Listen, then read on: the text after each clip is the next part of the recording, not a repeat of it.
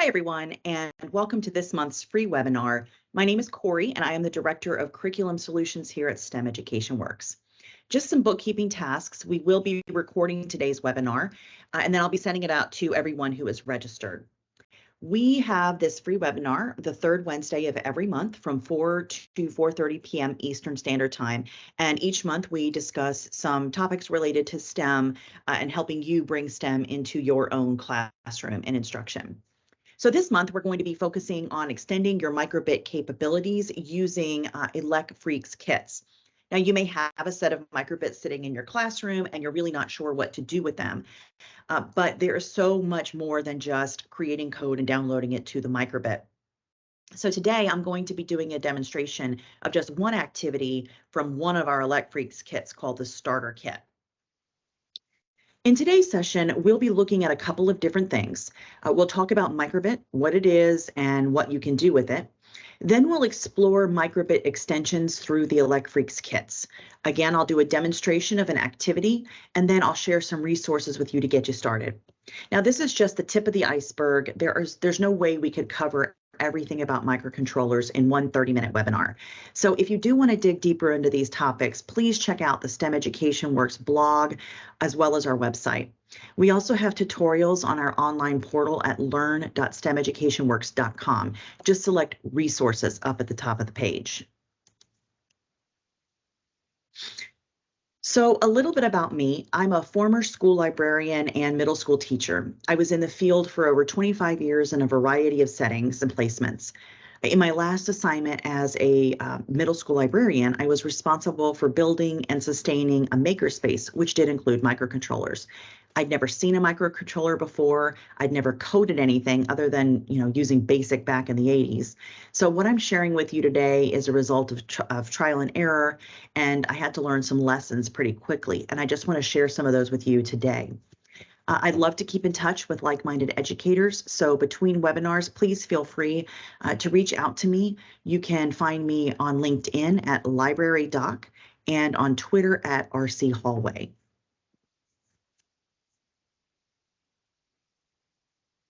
Here are some upcoming webinars that we'd love to have you join us for. We'll be sending out the invitations at the beginning of each month. And if you're not able to attend, make sure that you register anyway, and we'll send out that recording afterwards. Okay, so let's go ahead and jump in. If you are new to microbit, we're going to do a quick background. So microbit is a brand of microcontroller, and a microcontroller is just a tiny computer that includes a processor, memory, and input and output options. Now, microbit is not the only brand of microcontroller. You may have heard of some other popular brands such as Arduino and Raspberry Pi. We love microbit here at STEM Education Works because it's very kid-friendly, it's easy to use, it's inexpensive, and their website has so many free resources available. I really love that they support teachers the way that they do.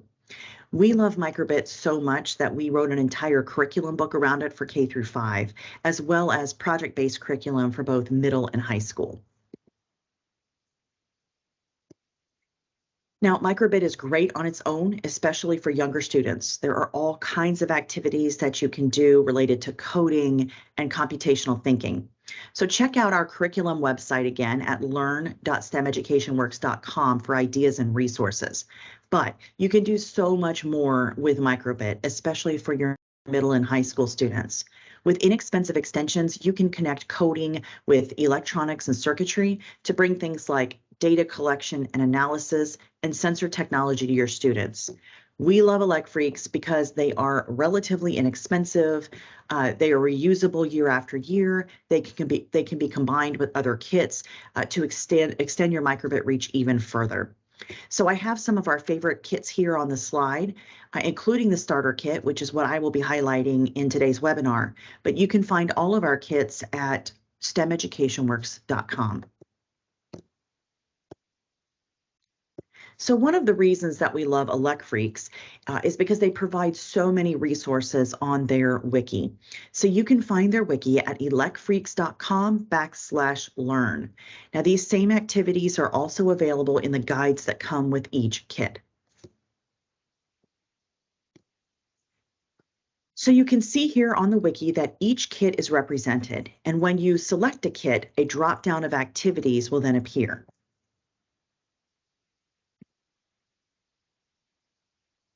So here is the wiki itself, and I have clicked into the starter kit. And then when you go up to introduction, you'll see an overview of the kit itself and all of the component parts that come with the kit. Then when you click into an activity, you'll have an overview of the activity. So this is the one we'll be doing, the LED. You'll have a list of components from the kit that you'll need to pull out for this activity. And then you'll get an introduction to the components you'll be using. So in this one, we'll have an overview of the breadboard and adapter, and then we'll be using LEDs and resistors. So you'll get an outline of those as well. You'll see a schematic, a wiring schematic. So this is exactly what you'll follow, your blueprint for your wiring. And then you'll get into the coding itself. And they use MakeCode, which is Microsoft's program. And you'll see that step by step, it goes through each of the blocks of code that you'll need. But they'll also provide a link to the code itself. So if you're using MakeCode Classroom, you can easily put this into your MakeCode Classroom for your students. You can also edit the code. So if you want to take pieces out and have the students put it together, if you want to add problems in the code so that students would have to debug it, it makes it very easy. And then finally, every activity has an exploration. So this takes the activity one step further and gives students an opportunity to really expand and problem solve. So here are the components that we're going to be using for our activity today. So you'll see here's the breadboard. We're going to be using some wires. We've got our adapter. We have our microbit connected to a battery pack. We have 2 LEDs. And then we also have 2 transistors. So we're going to be using each of these in our activity. But before we do that, I wanted to break down how a breadboard works in case you are new to breadboards. So our breadboard, if you look at it, you can see that it has holes all around it. So it's got holes going this way, and then it's got holes going this way. So these 2 channels here, these 2 columns, you'll see that they're labeled plus and minus. So our power, this red plus, is going to run this way, and our negative ground is going to go this way. So I'm going to turn my breadboard over so that you can get a closer look at how a breadboard actually works. So usually the breadboard comes with a piece of adhesive backing here so that you can permanently place the breadboard and its circuitry onto whatever you're working on. I actually tore mine off because I wanted to show you what it looks like underneath that adhesive backing. So you can see there's that positive and negative channel that I was telling you about. That channel runs all the way from the top of the breadboard all the way to the bottom. So anything that is placed in this column here is connected. And then you'll notice the same thing going this way, going horizontally. So anything that's placed on one of these rows will be connected. Then we have this valley that runs down the middle. So we'll talk more about that valley in a minute. So let's go back over to the other side of the breadboard. And again, you can see we have these vertical columns here. So now you know that this negative channel runs all the way down, and then anything that runs across this way is connected. So the next thing we're going to do is take our adapter or dragon tail, and we're going to attach it to our breadboard. So it just has pins, and we're going to go ahead and put it right into our breadboard.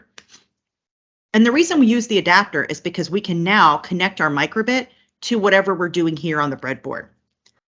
So here's my microbit, and I'm just going to place it right here in the holder. And now my microbit is connected to my breadboard. And anything that I do on my breadboard, any connections, any circuits that I make, we can now assign it to our microbit. So while we're working on this, I'm going to go ahead and turn my power on so that I am able to see what I'm doing with my circuits.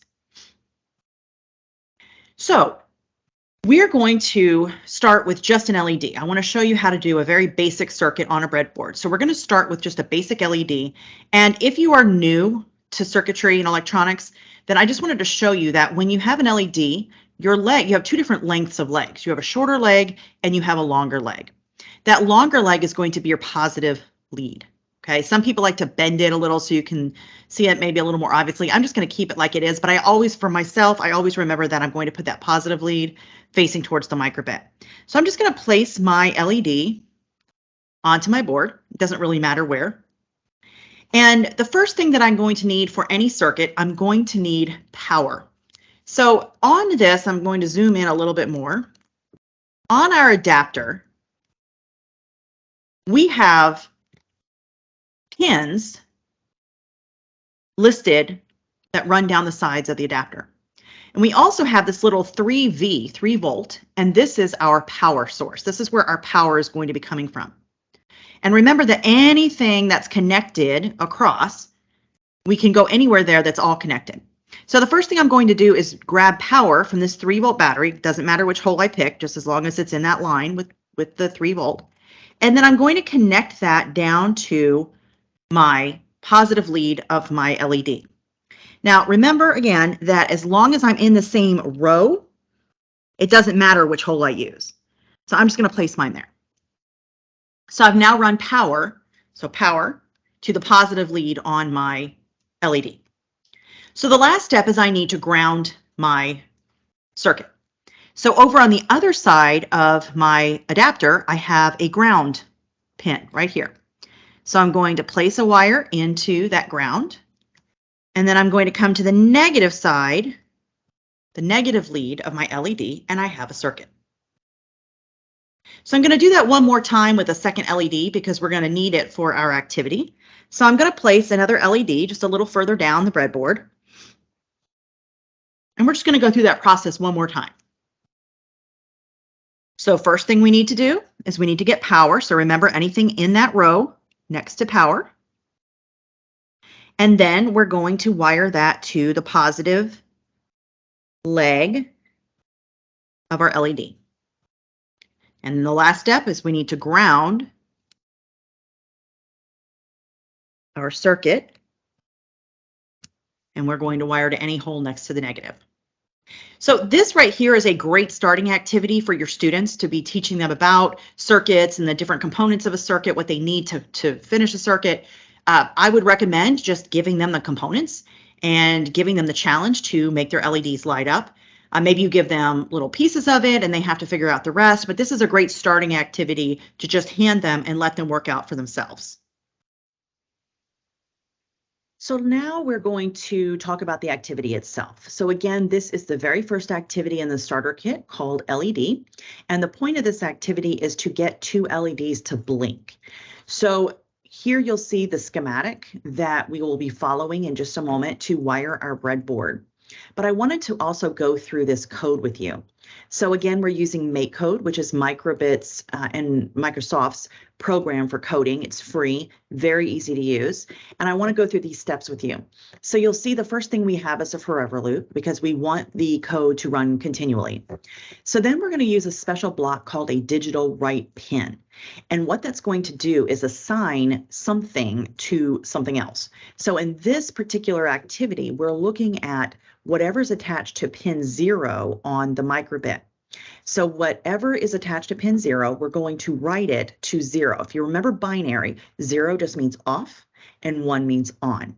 So in this case, whatever we connect to pin 0 on the microbit is going to turn off. Then we have a second block that does the opposite. We're going to have whatever's at pin 1, we're going to turn on. Then we have a pause of a half a second or 500 milliseconds, and then we're going to do the opposite again. So this time we'll write whatever's at pin 0, we're going to turn it on, and whatever's at pin 1, we're going to turn off. And then we have one more pause block. So we're going to walk through that from scratch.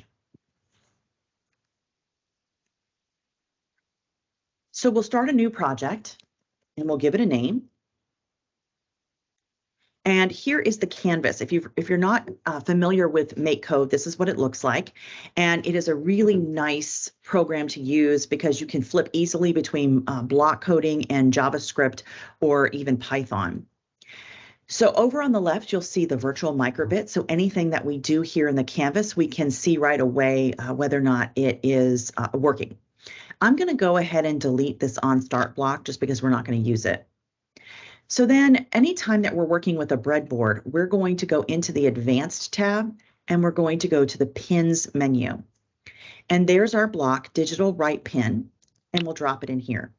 So right now, what our code is saying is whatever we put at pin 0 is going to be turned off. So for this particular activity, we're going to be assigning one of the LEDs to pin 0. So that whichever LED we just assign will be off. So I'm going to duplicate that block. And now I'm going to tell microbit that whatever I assign to pin 1 is going to turn on. Okay, so let's go over and look at this virtual microbit and see what happens. All right, so for this first part of the code, you can see that whatever I've attached to 0, so this would be where we would have our microbit adapter would be attaching that first LED to 0, and it is turned off. And whatever's attached at pin 1 would now be turned on. So now we're going to go into our basic blocks and we're going to grab a pause block. And I'll show you in a minute why that's important. So we're going to go ahead and put in a ½ second or 500 milliseconds. All right, now we're going to duplicate the block again and we're going to do the opposite. So whatever's assigned to pin 0, we're going to turn off. No, I'm sorry, we're going to turn on. And then whatever is at pin 1, we're going to turn off. So let's come over here to our virtual microbit and take a look at our code and see what happens. Oh, so we have something kind of odd happening. We have this really quick flash going between. So we can see that it is blinking, but it's moving too quickly. That's because we didn't put that second pause block in. So I'm going to drop another pause block in, come over and look at my code. There we go. So whatever's at pin 0 turns off, then on, and the same thing with whatever's at pin 1. So at this point, I can go ahead and download my code by selecting the download button and sending it to my microbit. All right, so we're coming back to our breadboard that we wired earlier. I'm going to go ahead and remove these pieces. We're going to use them again shortly. I'm going to keep my LEDs here. So the activity from the starter kit, the very first activity, LED, is that we need to get these lights to flash. So we created the code already in MakeCode, and I've already downloaded it to my microbit. Okay, so I already flashed it to my microbit. So all we need to do at this point is wire our breadboard for the code that we just wrote. Okay, so my 2 LEDs are already here. So we're going to do the same thing we did before. All right, we always have to start with getting power to our LEDs. So I'm going from the power to the positive, and then I'm going to do the same thing for the second LED. Okay,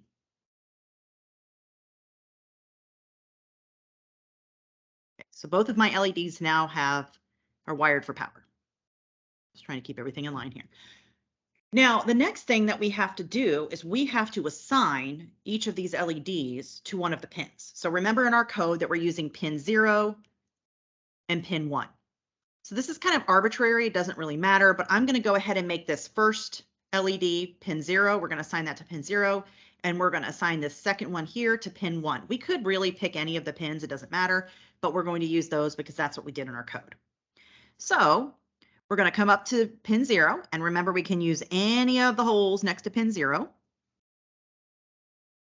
And we're going to run it down so that we're across from the negative leg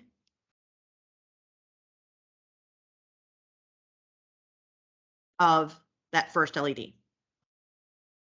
And then for the second one, we're going to assign it to pin 1. So here's pin 1. I'm going to come out a little bit just to have some space.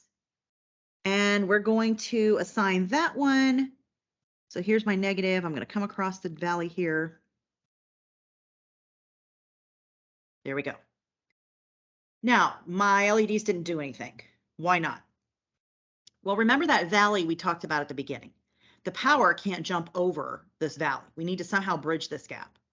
So we're going to use these little resistors to bridge that gap. So as long as they are in the same line as our LED, our negative LED leg, then our circuit will work. So we're going to do the same thing. Take another resistor, and we're going to bridge that little gap.